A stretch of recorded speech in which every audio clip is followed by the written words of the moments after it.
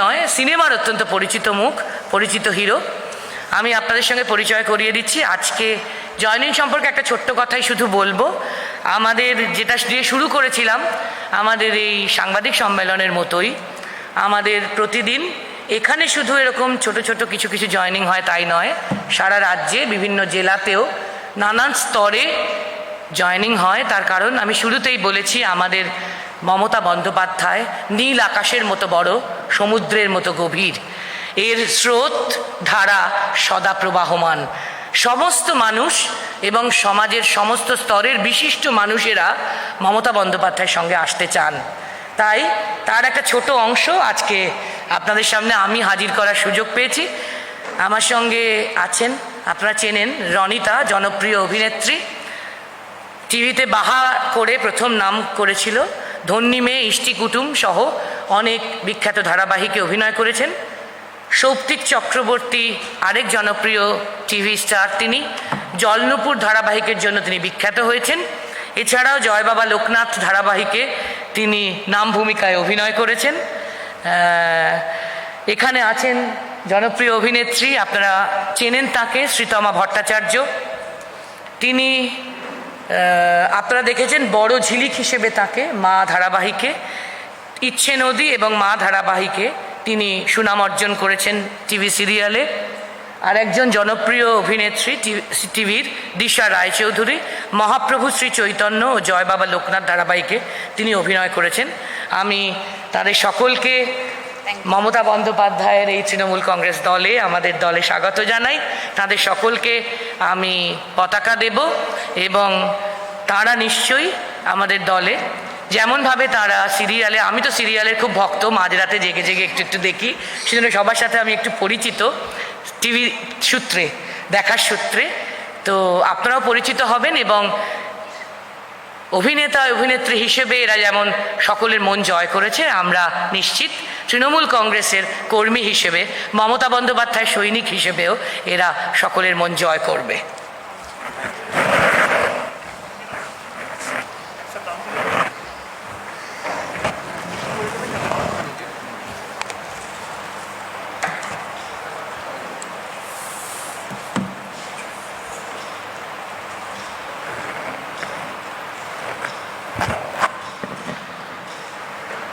রনিতা, সৌপ্তিক, শ্রীতমা এবং দিশা।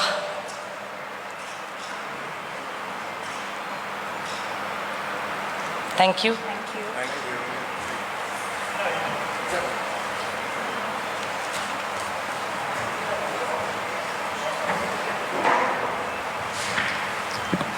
আপনারা চাইলে ওদেরকেও কোনো প্রশ্ন করতে পারেন। তারপরে যদি ওরা আগে সেরে নিক, তারপর যদি আপনারা আমার কাছে কোনো প্রশ্ন রাখেন আমি বলবো, ওদের সঙ্গে একটু আলাপটা হয়ে যাক, তারপরে আপনারা আমাকে প্রশ্ন রাখতে পারবেন।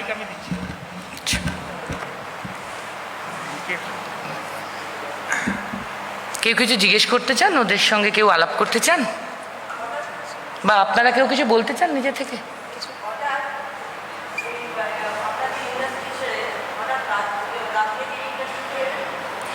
ইন্ডাস্ট্রি ছাড়িনি, আমরা যেমন অভিনয় করি, অভিনয় ইন্ডাস্ট্রিতে যেমন আছি, তার সাথে দিদি যখন এসেছিলেন গত 10 বছর ধরে আমরা প্রথম থেকে দিদির সাথে আছি। এতদিন পাড়া প্রতিবেশী হিসেবে ছিলাম, সবসময় থাকতাম, দিদিকে খুব ভালোবাসি আমরা। আজকে তৃণমূলের সদস্য হলাম আমরা এবং বাড়ির লোক হলাম এবং সমস্ত কাজ যা আমাদের দায়িত্ব দেওয়া হবে আমরা যথাসম্ভব তা পালনের চেষ্টা করব এবং আমরা চাই যে আমাদের যা চিন্তাভাবনা, আমরা যেটা দেখতে পাচ্ছি, যেটা বুঝতে পারছি, সেটা যাতে আমাদের ইয়াং জেনারেশন বুঝতে পারে, তাদের সবাইকে সেই ভাবধারাটাও আমরা পৌঁছে দিতে চাই। এবং এই যে একদম মা মাটি মানুষ, এই যে একদম মাটির মতো, যখন তখন আমরা দিদিকে এটাই দেখি যে দিদি গাড়ি করে যেতে যেতে যেখানে কথা হলো, একটা চায়ের দোকানে নেবে, সেখানে চা খাচ্ছে, সেখানে কথা বলছে। অন্যান্য নেতাদের ক্ষেত্রে অনেক সময় দেখবো তার আগে থেকে সব প্রি প্ল্যান, সব কিছু স্যানিটাইজ হচ্ছে, পরিষ্কার হচ্ছে, তারপর গিয়ে কেউ খাবার খাচ্ছে। কিন্তু আমাদের দিদি একদম মাটির, আমরা সবাই দিদির মতো হতে চাই এবং দিদিকে অসংখ্য প্রণাম। তাই শুরু করছি, আপনারাও আশীর্বাদ করুন যাতে অভিনয় জগতে আমরা যেমন কাজ করেছি আপনাদের হয়তো ভালো লেগেছে, এখানেও যাতে আমরা ভালো করে কাজ করে মানুষের পাশে থাকতে পারি। Thank you.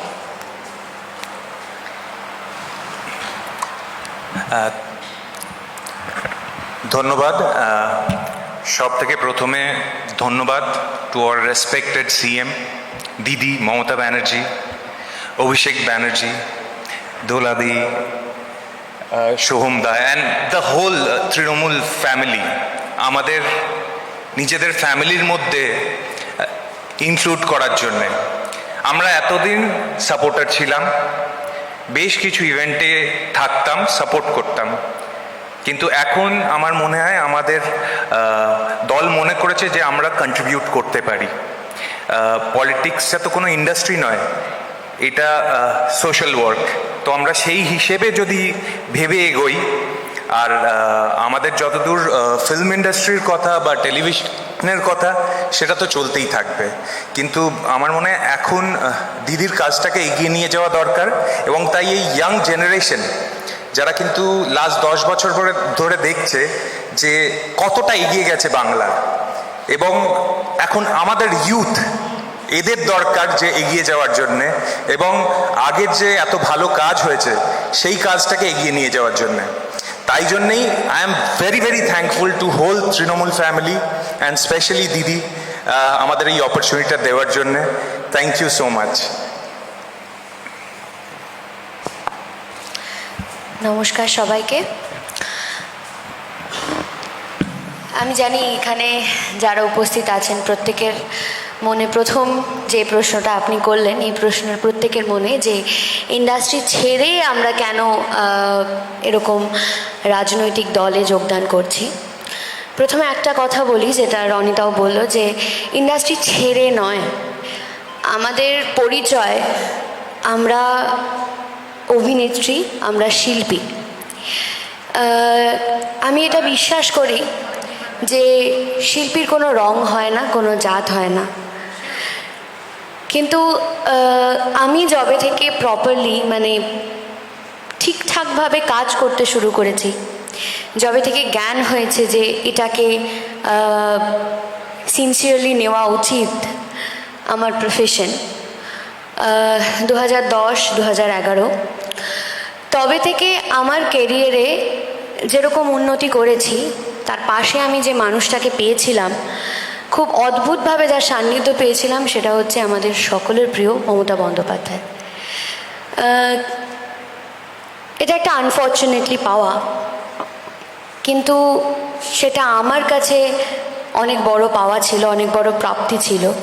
প্রত্যেকটা মুহূর্তে, প্রত্যেকটা পদে পদে তার আশীর্বাদ পেয়েছি, তার সাহায্য পেয়েছি, অনেক প্রবলেমে তার অনেক রকম হেল্প পেয়েছি।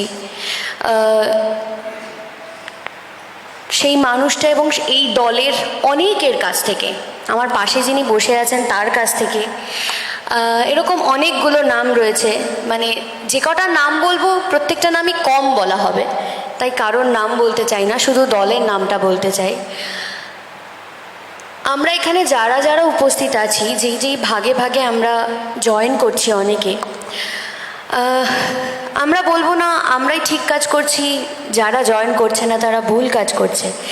ঠিক ভুল এটা প্রত্যেকের আলাদা আলাদা সিদ্ধান্ত। এটা আমি আজকে যদি বলে দিই যে না তুমি ভুল করছো, তাহলে সেটা ভুল হয়ে যাবে, এরকম তো কোনো কথা নেই। আমি একটাই কথা বলতে চাই যে আমার এখানে জয়েন করার, আজকে অফিসিয়ালি জয়েন করার একটাই উদ্দেশ্য। আমার বাবা একজন অনেক বড় মাপের সমাজসেবী ছিলেন, তিনি আজ আমাদের মধ্যে নেই, কিন্তু তার অনেক বড় একটা ইচ্ছে ছিল যে আমি এই দলের সঙ্গে থেকে কাজ করি। মানুষের সেবা করাটা মুখের কথা নয়, আমি চাইলেই আমি করতে পারবো এটাও সম্ভব হয় না সব সময়। তাই একটা দলের মধ্যে থেকে, যে দলের ভরসা পেয়েছি এতগুলো বছর ধরে, তার মধ্যে দিয়ে আমি মানুষের সেবা করতে চাই। আশা করি আমি পারবো। আপনাদের সকলের আশীর্বাদ আমার সঙ্গে থাকবে। আমি কিচ্ছু জানি না, আমি আজকে জয়েন করে আমি বলছি আমি কিচ্ছু জানি না, আমি কিচ্ছু পারি না। আমাকে এই দলের প্রত্যেকটা মানুষ শিখিয়ে পড়িয়ে নেবে। আমি একটাই জিনিস পারি করতে, সেটা হচ্ছে আমার চেষ্টা। আমি চাই মানুষের সেবা করতে। এই চেষ্টাটা নিয়ে আমি এই দলে যোগদান করেছি। আশা করি আমাদের সকলের প্রিয় দিদি মমতা বন্দ্যোপাধ্যায় এবং এই দলের প্রত্যেকটা সদস্য আমার পাশে থাকবে, আমাকে সাহায্য করবে। আমরা যেমন ছোটোবেলায় বর্ণপরিচয় পড়ি, অ আ ক খ, তো আমার আজকের থেকে শুরু হলো সেই জার্নিটা। দোলাদি আছে, দিদি আছে, প্রত্যেকটা মানুষ আছে, মদনদা আছে, অনেক বড় বড় লিডাররা আছে, যাদের হাত ধরে অ আ ক খ এগুলো আমি শিখবো, এইভাবে মানুষের সেবা করব। আমি এটুকুই চাই, এটাই আমার ভরসা। আমি আশা করব আপনাদের প্রত্যেকের আশীর্বাদ আমার সঙ্গে থাকবে এবং আমি এগিয়ে যেতে পারবো আমার এই লক্ষ্যে। ধন্যবাদ। নমস্কার। ওদের মতো আমিও এক কথাই বলবো, আমরা হয়তো সবাই এই প্রফেশন থেকেই এসেছি, কিন্তু আমি যেটা ব্যক্তিগত বলবো যে যখন দিদিকে আমি মানে দিদির জার্নিটা পুরো জেনেছি বা শুনেছি, উনি কিভাবে স্ট্রাগল করেছিলেন, উনি শুরুর থেকে কিভাবে প্রত্যেক মানুষের পাশে দাঁড়াতে চেয়েছিলেন, এবং আজকে দিদি সবার পাশে আছেন। এবং সবথেকে বড় কথা, উনি করোনা পরিস্থিতিতে যেভাবে মানুষের জন্য ভেবেছেন এবং পথে যেভাবে নেমেছেন, অনেকে হয়তো অনেক বড় বড় কথা বলেছেন, কিন্তু এরকমভাবে পথে নেমে এরকম এত ভাবতে আমি দিদিকে ছাড়া আর কাউকে দেখিনি। এবং যখন আমফান এলো তখনও দিদিকে দেখেছি যে মানে কোথাও দাঁড়িয়ে মনে হয় যে ওনার ঘর চলে গেছে। সাধারণ মানুষের জন্য ওনার যে কষ্ট, ওনার যে বেদনা, অনেকে অনেক কথা বলেছে, কিন্তু দিদির চোখে মুখে দিদির সর্বদা মনে হয়েছে আমার বাড়ির একজন কেউ। এবং দিদির প্রত্যেকটা কাজ, প্রত্যেকটা পদক্ষেপ মানে ভীষণভাবে আমাকে নাড়া দিয়েছে। এবং দিদি একজন মেয়ে হয়ে, সবথেকে বড় কথা, আজকের দিনে মেয়েদের স্বাধীনতা, মেয়েরা সব মানে এই যে নিজেরা নিজেদের কিছু করার জন্য যে এগিয়ে আসছে, সেইটার পেছনে কিন্তু আমার তো মনে হয় একমাত্র দিদিই আছে। মেয়েরা এরকম স্বাধীনভাবে রাস্তাঘাটে বেরোতে পারছে, নিজেদের পায়ে দাঁড়াতে পারছে, নিজেদের অধিকার নিতে পারছে।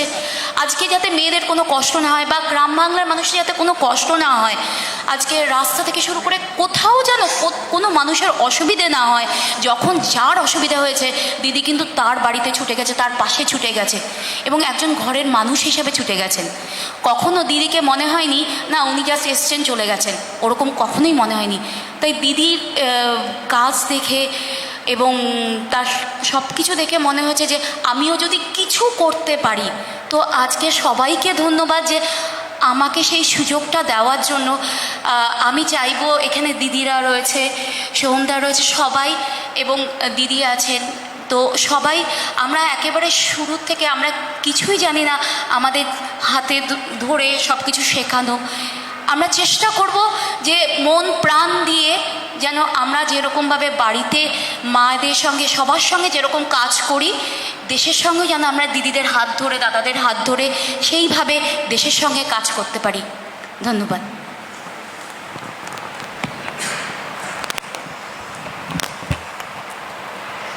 ঠিক আছে দিদি, আজকে জেপি নাড্ডা আজকে তিনি প্রথম র্যালি করছেন, বিজেপির যে রথযাত্রা তার আজকে উদ্বোধন হচ্ছে, এই প্রসঙ্গে কিছু বলবেন? তার পাল্টা হিসেবে তৃণমূল কংগ্রেসের সেভাবে কোনো র্যালি বা কোনো রকমের পরিকল্পনা রয়েছে আগামী সময়?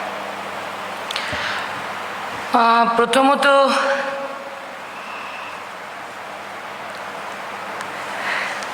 with due respect to all, বিজেপির কোনো কিছুর পাল্টা তৃণমূল কংগ্রেসকে করার কথা ভাবতে হয় না। আমরা বিশ্বাস করি, বাংলার মানুষও বিশ্বাস করেন,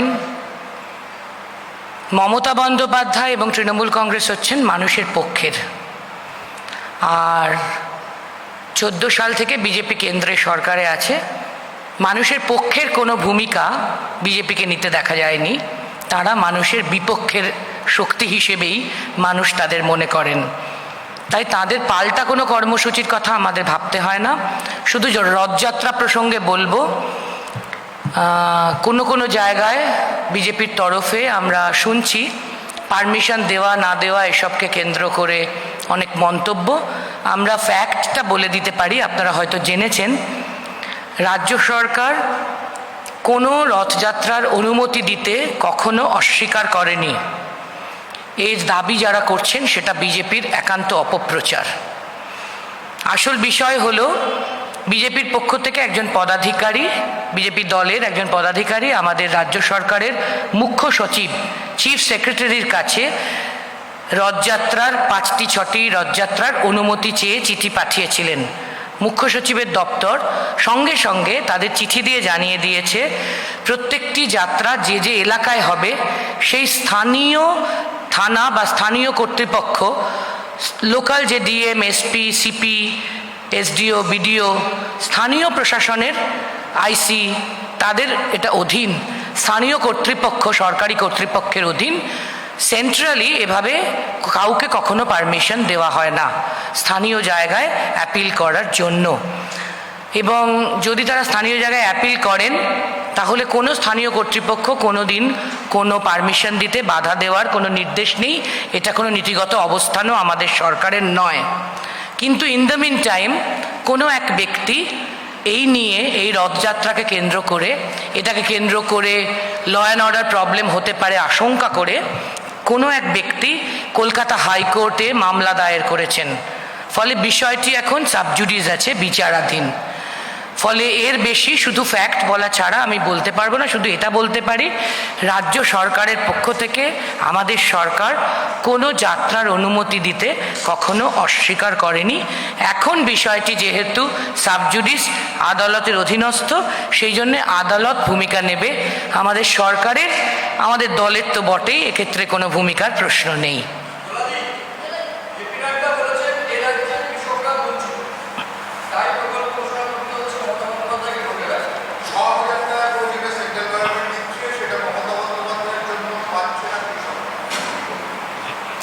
আপনি করে নেবেন প্রশ্ন।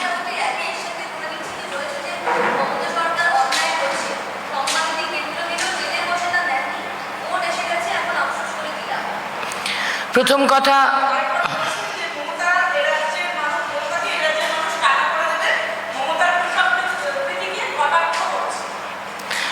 কথা, আমি বলবো যে মমতাকে এ রাজ্যের মানুষ টাটা করে দেবেন, এই স্বপ্ন জেপি নাড্ডারা দেখুন। সেই স্বপ্নকে আমরা স্বাগত জানাচ্ছি। স্বপ্ন দেখতে আমরা কাউকে বাধা দিতে চাই না। আর তো বেশি দিন না, 3 মাস স্বপ্ন দেখতে থাকুন। জেপি নাড্ডাকে 3 মাস স্বপ্ন দেখার জন্য স্বাগত জানাই।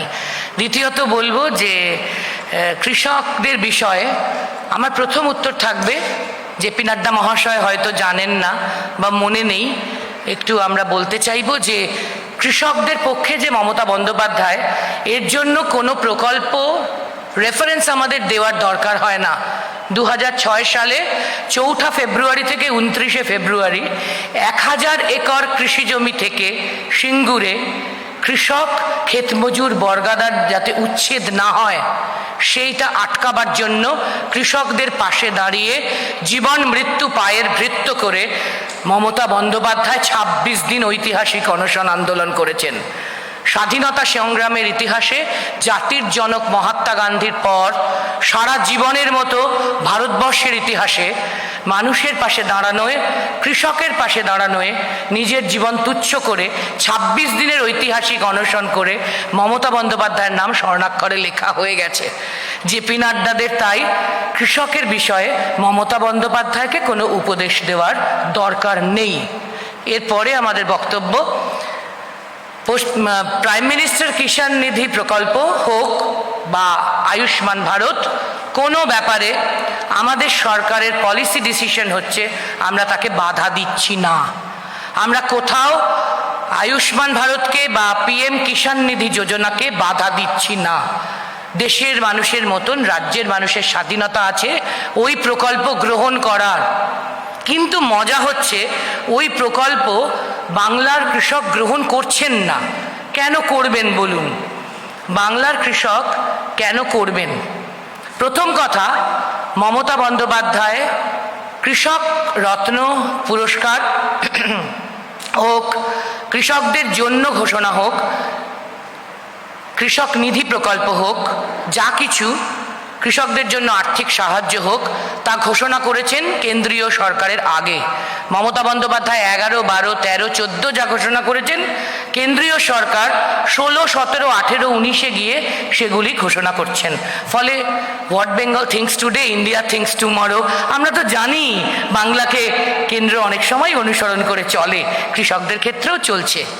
আমার এর পরের বক্তব্য, যদি নাড্ডা সাহেবের কথা মতো বাংলার কৃষকরা মমতা বন্দ্যোপাধ্যায়ের দ্বারা বঞ্চিত হতেন, বাংলার কৃষকদেরকে হতমান করতেন মমতা বন্দ্যোপাধ্যায় সরকার, তাহলে নাড্ডা সাহেবদের কেন্দ্রীয় সরকার 6টা কৃষি কর্মণ পুরস্কার 6বার করে মমতা বন্দ্যোপাধ্যায় সোনার বাংলাকে দিলেন কি করে?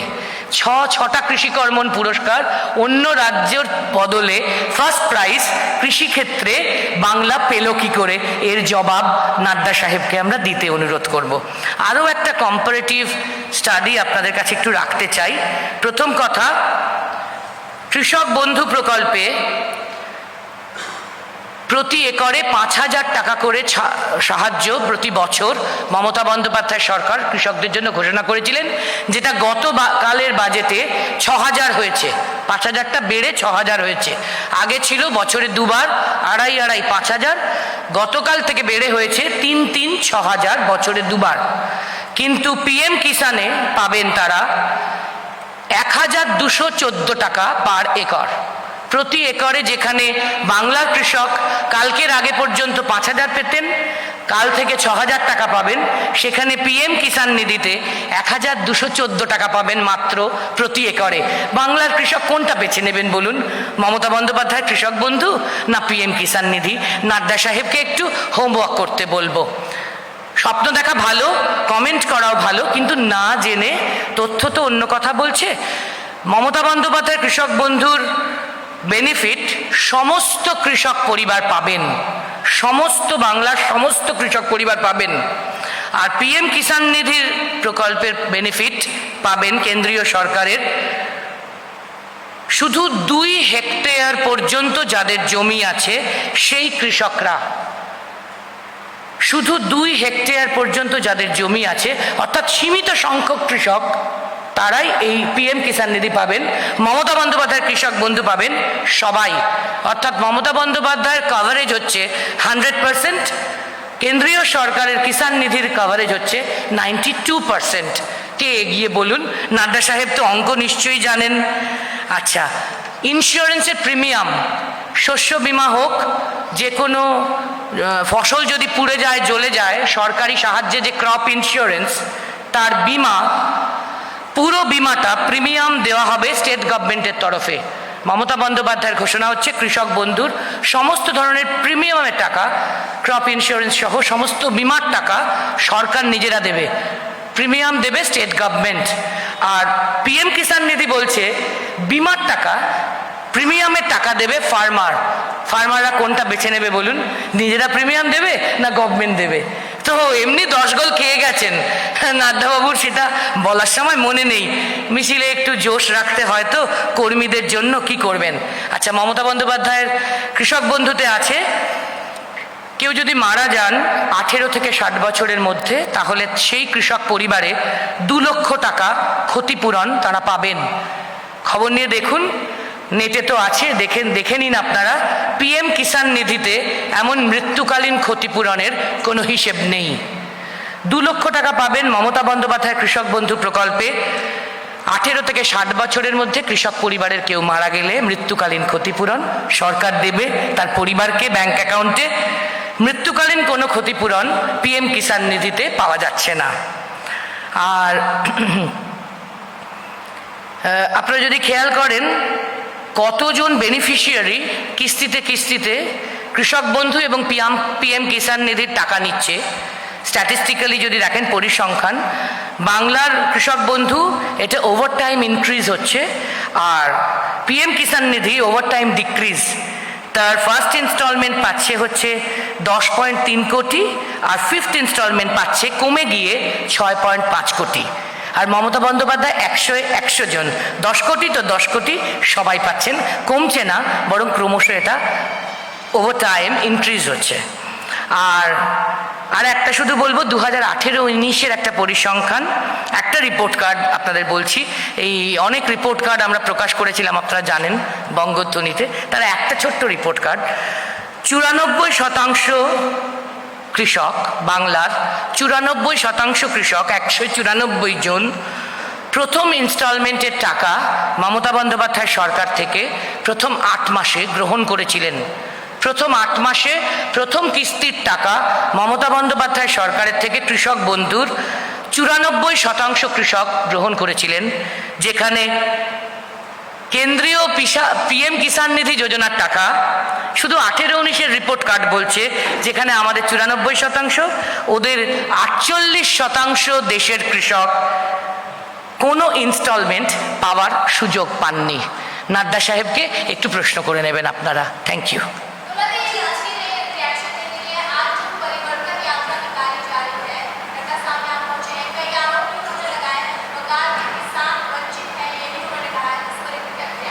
আপনি বলুন।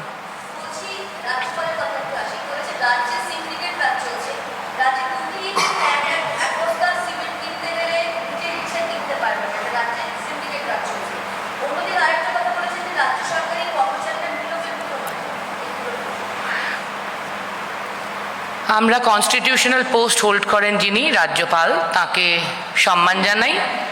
এবং রাজ্যপাল গতকালের বাজেট বক্তৃতা নিজে উপস্থিত না থাকতে পারলেও সই করে দিয়েছিলেন এবং অনুমতিও দিয়েছিলেন মমতা বন্দ্যোপাধ্যায় সেই বাজেট পেশ করবেন। রাজ্যপাল মহাশয়ের কাছে জানতে চাইব, উইথ ডিউ রেসপেক্ট, গতকালের বাজেট বক্তৃতার সঙ্গেও তিনি সহমত, আবার এই কমেন্টের সঙ্গেও তিনি সহমত। আমরা বলতে চাই, রাজ্যপালের উক্তি হোক বা নাড্ডা সাহেবের উক্তি, বিজেপির নেতারা বা বিজেপি পাঠানো রাজ্যপাল মহাশয় যে কেউ যে কোনো মন্তব্য করুন, যে কোনো কুৎসা অপপ্রচার ষড়যন্ত্র করুন, যে কোনো স্বপ্ন দেখুন, তার আয়ু আগামী এপ্রিল-মে মাস পর্যন্ত। আমরা তাদের সবাইকে স্বাগত জানাই, তাদের কারুর বাধা নেই। মমতা বন্দ্যোপাধ্যায়ের বাংলায় গণতন্ত্র আছে, সবাই সব কিছু বলার সুযোগ পান। এ তো 34 বছরের সিপিএম শাসন নয় যে শুধু দলতন্ত্র, তাই সবার জন্য স্বাগত। কিন্তু আমরা জানি পৃথিবীর ইতিহাস বারবার প্রমাণ করেছে, কুৎসা অপপ্রচার ষড়যন্ত্র মিথ্যা অন্যায় কোনোদিন শেষ কথা বলে না। শেষ কথা বলে সত্য, শেষ কথা বলেন ন্যায়, শেষ কথা বলেন মানুষ, এবং এক্ষেত্রেও শেষ কথা বলবেন বাংলার মানুষ। 21-এর ভোটের রেজাল্ট বেরোক, আপনারা দেখবেন শেষ কথা বলবে সত্য, শেষ কথা বলবে ন্যায়, শেষ কথা বলবেন বাংলার মানুষ, এবং বাংলার মানুষের নেত্রী, জননেত্রী মমতা বন্দ্যোপাধ্যায় শেষ কথা বলবেন। তখন আপনারা এই সব নাড্ডা সাহেবের, রাজ্যপাল সাহেবের সব কুৎসার, সব প্রশ্নের জবাব পেয়ে যাবেন। মানুষ এই জবাব দেবে। আমরা নিজ মুখে, ভোটের মুখে মুখে ওদের জবাব দিতে চাই না, ওদের জবাব মানুষ দেবেন ভোটের মাধ্যমে। আমরা সেই জবাবের জন্য অপেক্ষা করে আছি, আপনারাও একটু অপেক্ষা করুন। আপনাকে আমি হিন্দিতে বলছি 1 মিনিট পরে, একটু বলে নিন।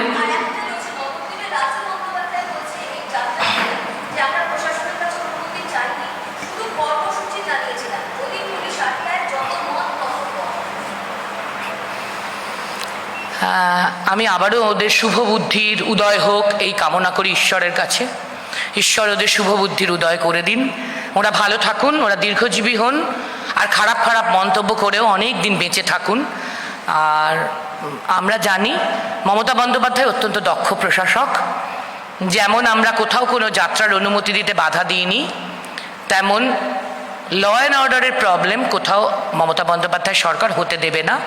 প্রশাসক হিসাবে জঙ্গলমহলে মাওবাদী হামলার মোকাবিলা করে ইতিমধ্যেই ভারতবর্ষে এক্ষেত্রে মডেল সৃষ্টি করেছেন মমতা বন্দ্যোপাধ্যায়ের সরকার।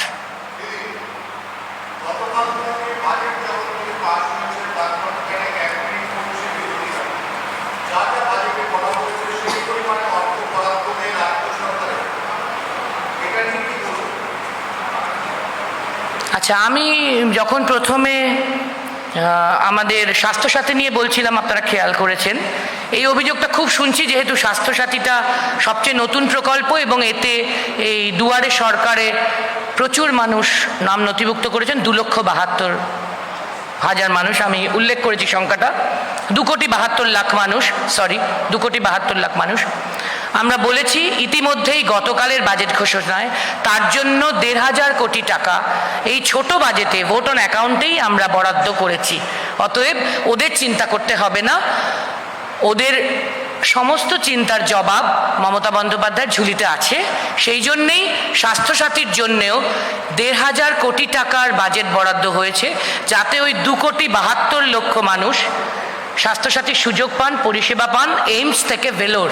এবং আপনারা জানেন, কোথাও যদি কেউ স্বাস্থ্যসাথী অ্যাপ্লাই করে কার্ড হাতে পাওয়ার আগেই অসুস্থ হয়ে যাচ্ছেন, দেখবেন যে কোনো প্রশাসনের কাছে গেলে, অ্যাপ্লাই করলে এমার্জেন্সি বেসিসে ডকুমেন্ট জমা দিলে হাতে হাত স্বাস্থ্যসাথী কার্ড আগেও দিয়ে দেওয়া হচ্ছে।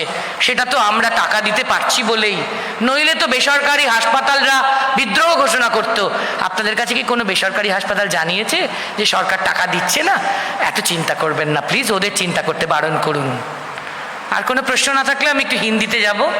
খুব খারাপ হিন্দি বলি অবশ্য আমি, জেন্ডারের কোনো ঠিক নেই, টুটা ফুটা একটা একটু কনসিডার করবেন। আর কোনো বাংলা প্রশ্ন নেই তো? Thank you so much. आपका क्वेश्चन सिर्फ किसान के बारे में ही था ना?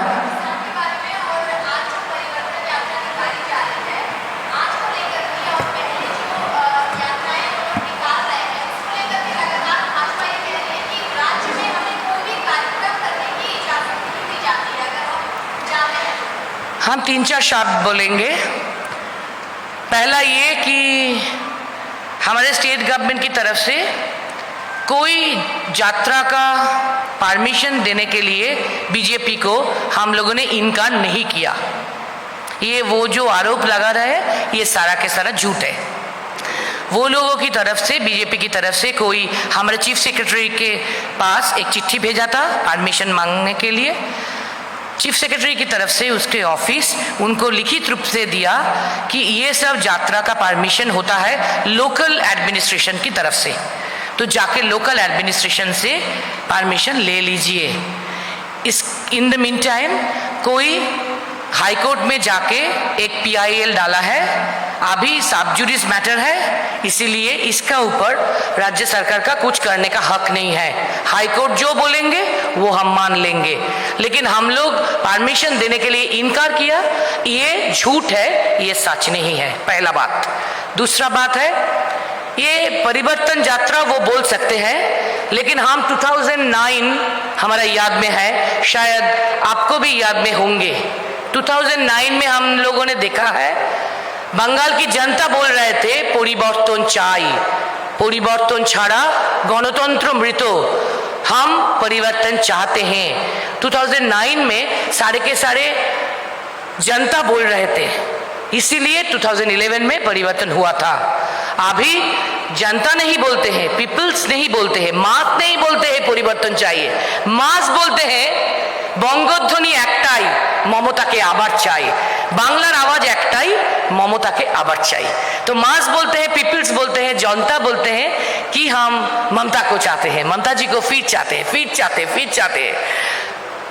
बीजेपी बोलते हैं हम परिवर्तन चाहते हैं, तो उसको बोलने दीजिए, उसको सपना भी देखने दीजिए, हमारा कोई एतराज नहीं है। उनको सपना देखने का हक है, उनको बोलने का भी हक है, लेकिन बंगाल की जनता ममता जी को फिर 211 से ज़्यादा सीट देकर तीसरी बार मुख्यमंत्री बनाएंगे, ये यकीन हमारे पास है। और तीसरे बात हम बोलेंगे, PM किसान निधि के साथ बांग्ला का कृषक बंधु प्रकल्प का बहुत सारे डिफरेंसेस हैं। ममता जी किसान के लिए सिंगूर में, बंगाल में, कलकत्ता में सिंगूर के लिए सिर्फ 1000 एकड़ चाष का किसी का जमीन के लिए उन्होंने 26 दिन फास्टिंग मूवमेंट किया है, और ना वो फास्टिंग मूवमेंट कर दिखाते, ना सिंगूर होता, ना यूपीए 2 गवर्नमेंट हो लेड बाय कांग्रेस, ना एनडीए 1 गवर्नमेंट हो लेड बाय बीजेपी, वो जो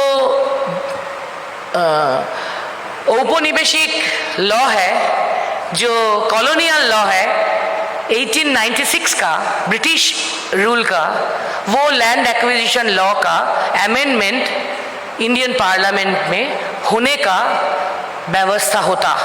ममता जी ने फास्टिंग मूवमेंट करके वो लैंड एक्विजिशन लॉ को भी अमेंड करने का इंडिपेंडेंस के बाद जरूरत है, ये सामने लाया और इसीलिए इंडियन पार्लियामेंट में 2006 में उनका अनशन के बाद, उनका फास्टिंग मूवमेंट के बाद ये अमेंडमेंट का इरादा पार्लियामेंट ने करने का मौका मिला। उसके पहले कोई बीजेपी, कोई कांग्रेस और कोई गवर्नमेंट ने ये कॉलोनियल लॉ को अमेंड करने का भी नहीं सोचा। और बहुत सारे पॉइंट्स हैं, इसीलिए वो BJP lead government, central government भी बंगाल गवर्नमेंट को 6 बार कृषि हार्मोन अवार्ड दिया था। वो कुछ काम नहीं करते तो बंगाल को फर्स्ट प्राइज मिला क्यों 6 बार? ये प्रश्न अगर आप बीजेपी को करेंगे तो अच्छा। हमारा बहुत बुरा हिंदी के लिए हम शर्मिंदा हो। আর কিছু নেই তো? Thank you. আবার কি ছবি শুধু? ও তো হয়ে যাচ্ছে। Thank you.